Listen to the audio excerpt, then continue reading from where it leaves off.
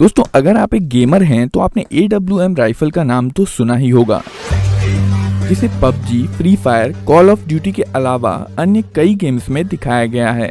AWM को England की हथियार बनाने वाली कंपनी एक्यूरेसी इंटरनेशनल द्वारा बनाया गया है, जो कि कुछ सबसे बेहतरीन राइफल्स बनाने के लिए जानी जाती है।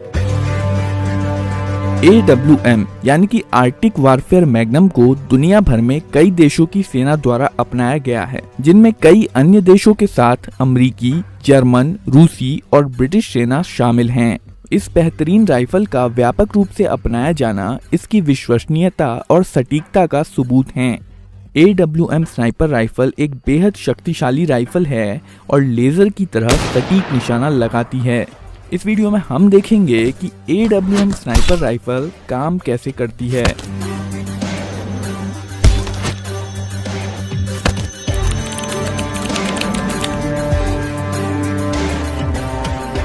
AWM राइफल की लंबाई 4 फीट 2 इंच है और ब्रिटिश मिलिट्री द्वारा जारी standard Smith and Bender MK2 scope के साथ इसका वजन लगभग 7 किलो है।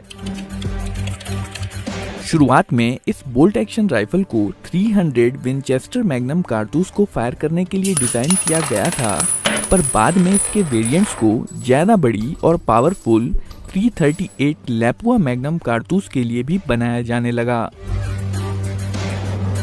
राइफल को फायर करने के लिए शूटर मैगजीन को राइफल में लगाता है और बोल्ट लीवर को ऊपर उठाकर पीछे खींचता है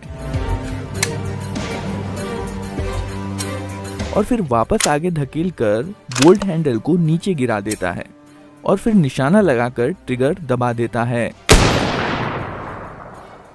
फायरिंग के बाद इस प्रक्रिया को वापस दोहराया जाता है और राइफल अगला राउंड फायर करने के लिए तैयार है। आइए अब इस प्रोसेस को हम डिटेल में देखते हैं। इस राइफल में एक स्प्रिंग लोडेड 5 या 10 राउंड वाली मैगजीन लगी होती है। मैगजीन का डिजाइन कुछ इस तरह का होता है कि कारतूस आगे स्लाइड होकर ही बाहर आ सकता है। राइफल को पहली बार लोड करने के लिए बोल्ट हैंडल को पीछे खींचकर वापस किया जाता है। आगे आते समय बोल्ट मैगजीन में से एक कारतूस को आगे स्लाइड करके चैम्बर में लोड कर देता है।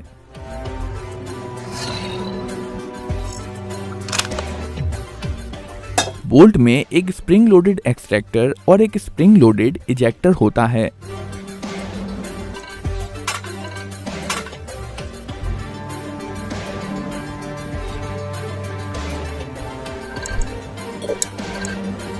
जब कारतूस चैम्बर में लोड होता है तब इसका पिछला हिस्सा एक्सट्रैक्टर में फंस जाता है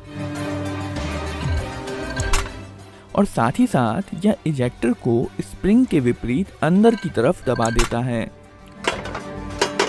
बोल्ट हैंडल को नीचे करने से बोल्ट घूम जाता है और इस पर बने लॉकिंग लग्स की मदद से यह राइफल में लॉक हो जाता है, ताकि फायरिंग के दौरान यह अपनी पोजीशन पर मजबूती के साथ बना रहे।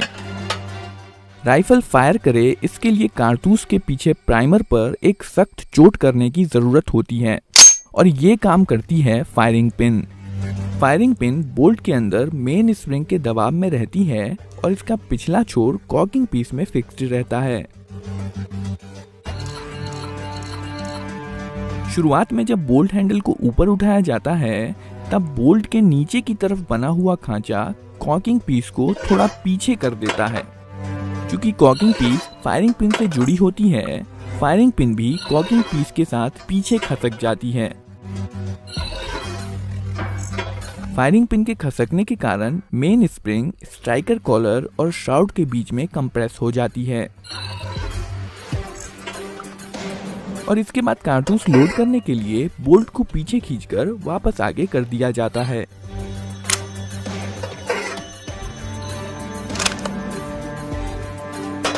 जब बोल्ट कारतूस लोड करके वापस इस पोजीशन पर आ जाता है, कॉकिंग पीस सीयर में अटक जाता है और हैंडल को नीचे करने पर भी कॉकिंग पीस वापस खांचे में नहीं जा पाता है। राइफल की इस पोजीशन को कॉक्ड पोजीशन कहते हैं। इस स्थिति में अगर सीयर को अपनी पोजीशन से हटा दिया जाए तो फायरिंग पिन मेन स्प्रिंग के दबाव में कारतूस पर चोट कर देगी और राइफल फायर कर देगी। पर सीयर अपने आप ही नहीं हटता है। सीयर को अपनी पोजीशन से हटाने के लिए ट्रिगर मैकेनिज्म का इस्तेमाल किया जाता है। AWM में 2 स्टेज वाला ट्रिगर मैकेनिज्म लगा होता है। पहले स्टेज में ट्रिगर बस एक स्प्रिंग के दबाव में होता है और इसलिए इसे आसानी से दबाया जा सकता है। जब ट्रिगर सीयर के कांटेक्ट में आ जाता है, दूसरा स्टेज शुरू हो जाता है। ट्रिगर सीयर एक दूसरे स्प्रिंग के दबाव में होता है और इसलिए ट्रिगर को इससे आगे दबाने के लिए शूटर को दोनों स्प्रिंग के विपरीत बल लगाना पड़ता है और इसलिए स्टेज 2 में ट्रिगर सख्त हो जाता है। यहाँ पर आप देख सकते हैं कि सीयर ट्रिगर सीयर में अटका हुआ है। स्टेज 2 में ट्रिगर थोड़ा सा ही दबाने से सीयर फ्री हो जाता है और फायरिंग पिन मेन स्प्रिंग के दबाव में कारतूस के प्राइमर से जा टकराती है।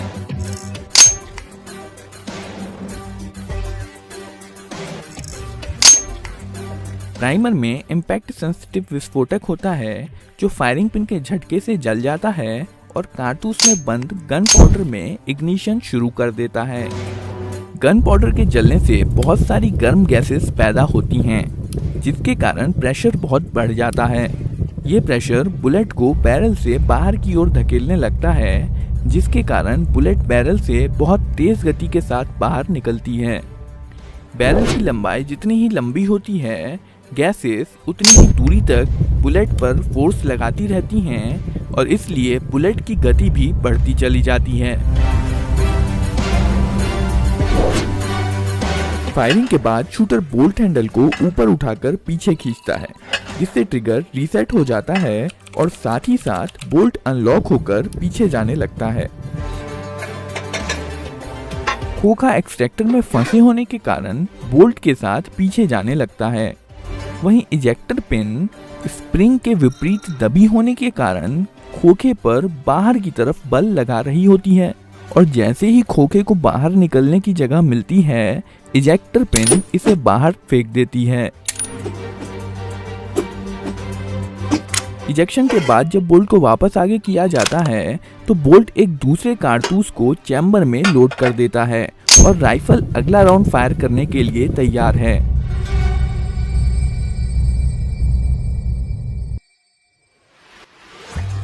AWM के साथ साथ एक्यूरेसी इंटरनेशनल की सभी राइफल्स में 3 पोजीशन सेफ्टी मैकेनिज्म लगी होती है। ये सेफ्टी लीवर है। सेफ्टी लीवर का इस्तेमाल तभी किया जा सकता है जब राइफल कॉक्ड पोजीशन पर होती है। बोल्ट हैंडल को एक बार ऊपर उठाकर नीचे गिरा देने से कॉकिंग पीस सीयर में अटक जाती है और राइफल कॉक्ड हो जाती है। जब सेफ्टी लीवर सबसे पिछले स्थान पर होती है तब बोल्ट लॉक हो जाता है और इसे ऊपर नहीं उठाया जा सकता है और साथ ही साथ एक कैम जो कि सेफ्टी लीवर से जुड़ा हुआ है फायरिंग पिन को ब्लॉक कर देता है, जिसके कारण ट्रिगर दबाने पर भी राइफल फायर नहीं कर सकती है। जब सेफ्टी लीवर बीच की स्थिति में होती है तब बोल्ट तो अनलॉक हो जाता है, पर अभी भी फायरिंग पिन ब्लॉक रहती है और इसलिए अभी भी राइफल फायर नहीं कर सकती है। जब सेफ्टी लीवर सबसे आगे की पोजीशन में होती है तब फायरिंग पिन अनब्लॉक हो जाती है और अब राइफल फायरिंग मोड पर आ जाती है और ट्रिगर दबाने पर फायर कर सकती है। AWM स्नाइपर राइफल की इफेक्टिव रेंज 1500 से 2400 मीटर से भी ज्यादा है और 2009 में ब्रिटिश सेना के एक स्नाइपर ने इस राइफल का इस्तेमाल करते हुए 2475 मीटर की दूरी पर 2 तालिबान लड़ाकों को मार गिराया था। अब तक की ये तीसरी सबसे लंबी दूरी वाली स्नाइपर हत्या है और उस समय यह तब तक की सबसे लंबी दूरी वाली स्नाइपर हत्या थी। इसलिए इसमें कोई हैरानी की बात नहीं है कि AWM स्नाइपर राइफल को दुनिया की सर्वश्रेष्ठ राइफलों में से एक माना जाता है। दोस्तों, ये वीडियो आपको कैसी लगी कमेंट करके ज़रूर बताइए और वीडियो को लाइक और चैनल को सब्सक्राइब ज़रूर कर दीजिए।